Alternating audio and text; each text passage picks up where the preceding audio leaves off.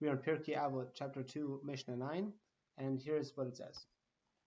Okay, so Rabban Yochanan ben Zakkai kibel miHillel u'mishamai. Rabbi Yochanan ben Zakkai received the Masorah, the tradition from Hillel and Shammai. Hu haya omer, he would say, Im lemarata Torah harbe, al tachazik tova la'atzmecha, ki lechach notzarta. I'm going to follow Safaria's translation because it works for us for now, and we'll take a closer look in a moment. So he used to say, Rabbi Yochanan ben Zakkai, if you have learned much Torah, do not claim credit for yourself, because for such a purpose were you created. As in, you're given natural gifts, and don't think to lord over other people because of these natural gifts that you received. That's how he seems to be learning it. Now, we're going to take a look at Mesilat Yesharim, right, by the Ramchal. I heard this in the name of Rabbi Gershenfeld from my friend Ezra a few years ago, and it's very interesting what Ramchal says and how he brings it out. So, the Mesilat Yesharim here is talking about right, clarifying the meat of anava, of humility. This is close to the peak of the Ramchal's spiritual ladder. And so here we go.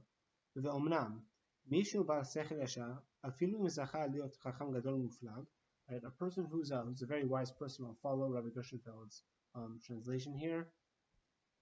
It says, right, even if the person is an outstanding Torah scholar,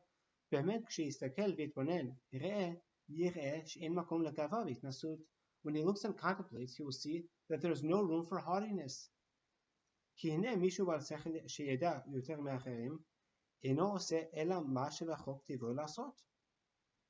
Because for behold, he who possesses great intelligence, who knows more than others, merely does what it is his nature to do.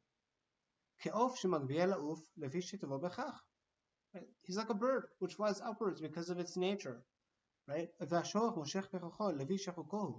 Right? Or an ox which pulls with its might because of its nature.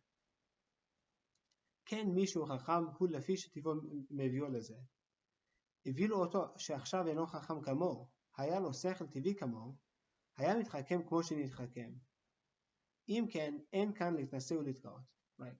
So too, one who is wise, this is because his nature brings him to this. Hence, there is no room to elevate and pride oneself concerning his wisdom. Right? Rather, and here's the turn. אלא אם יש בו חוכמה רבה, הנה הוא מחויב ללמדה למי שצריך אליה.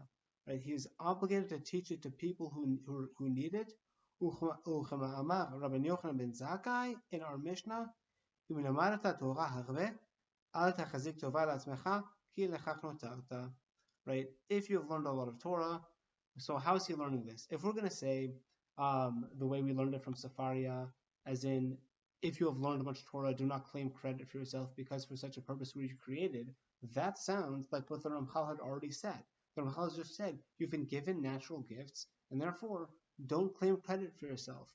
Rather, he's shifted the Ramchal. He's saying, look, your job is, you have to teach it to other people. So now when we look back at our Mishnah,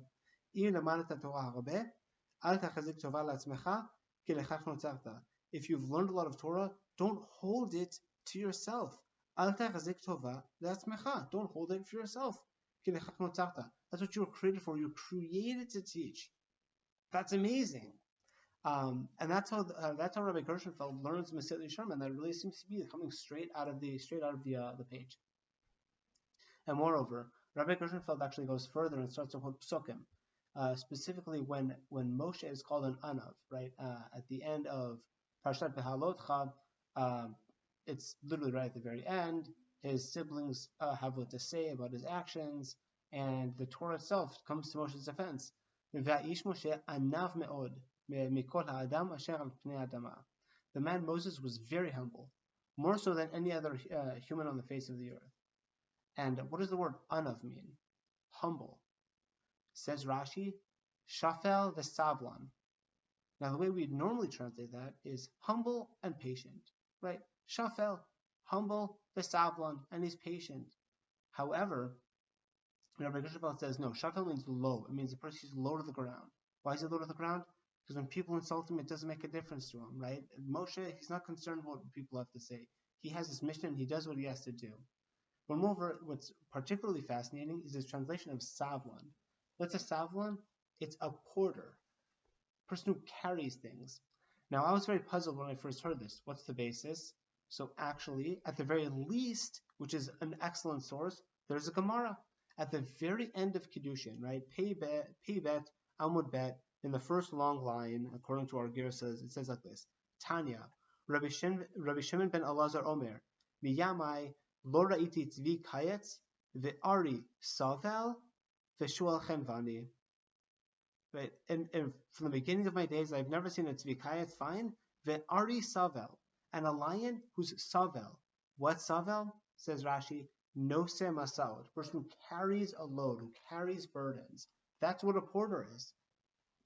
That's at the very end of Kiddushin. Now, why is Rabbi Gershenfeld bringing this up? Why is he going against the common grain of Savlan means patient? But it says Rabbi Gershenfeld, no. Savlan means it's a porter. Why? Because that completely changes our vision of what Moshe is. When it says that Moshe is an Anav, you think he's passive, he's meek. That's our vision of a humble person. But says Rashi, no. He's low. He's not concerned what other people say. People have negative things to say about him, then that's what it is. And this is all, by the way, just to clarify, this is all Rabbi Gershenfeld speaking here. So he's low, but moreover, he's also a savlan. He's a porter. Now, what does that mean? That means that he's there. He's being active. A porter is a person who is taking loads and he's carrying it and he's moving and he's serving. Right? That's what Moshe is. Moshe is the ultimate servant. He's not waiting for other people. He's not being all patient and meek and passive. I'm sure he was being very patient. But the idea of being an anav is a person who's being a porter. He's going around and he's serving others. And that's what we see in the Mesilat Yesharim. What's an anav? An anav is a person who takes what he has and he gives it to other people. He leads, he helps. And finally, I'll end with this quote that Rabbi Gershenfeld brought. It's actually by Robert Greenleaf from the 1970. And he talks about the servant as a leader. And we're just literally reading straight off the page. Here's what it says. Very powerful. This really sums up the idea. The servant leader is servant first. It begins with a natural feeling that one wants to serve first. Then, conscious choice brings one to aspire to lead. That person is sharply different from one who is a leader first, perhaps because of the need to assuage an unusual power drive or to acquire material possessions. The difference manifests itself in the care taken by the servant first to make sure that other people's highest priority needs are being served. The best test and difficult to administer is, do those served grow as persons? Do they, while being served, become healthier, wiser, freer, more autonomous, more likely themselves to become servants? And what is the effect on the least privileged in society? Will they benefit, or at least not be further deprived?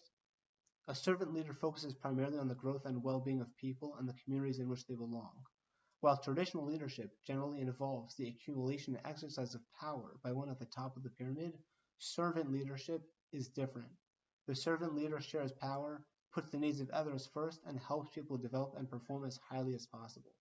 And that's the idea that we're coming to develop here. We've seen sources in our Mishnah, in Mesilat Yesharim, in the Torah itself, and we'll leave you there.